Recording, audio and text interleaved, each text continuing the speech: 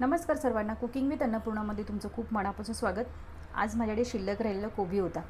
तर आता कोबी आहे तो मस्त पातळ चिरून घ्यायचा, स्वच्छ धुवायचा आणि त्यातलं संपूर्ण पाणी निथळून घ्यायचं. त्यामध्ये अर्धी वाटी किसलेला गाजर, एक कांदा उभा पातळ चिरून घेतलेला, त्यामध्ये चवीनुसार मीठ घालायचं म्हणजे कांदा आणि कोबीला छान असं पाणी सुटेल.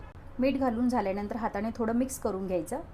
इथे हिरवी मिरची, आलं आणि लसूण पेस्ट घालून घ्यायची 1 चमचा, 3 चमचे तांदळाचं पीठ, 5 चमचे बेसन पीठ घालून घ्यायचं, बारीक चिरून घेतलेली कोथिंबीर आणि सर्व मिश्रण आहे ते एकजीव करून घ्यायचं. मिश्रण आहे ते तयार झालेलं आहे.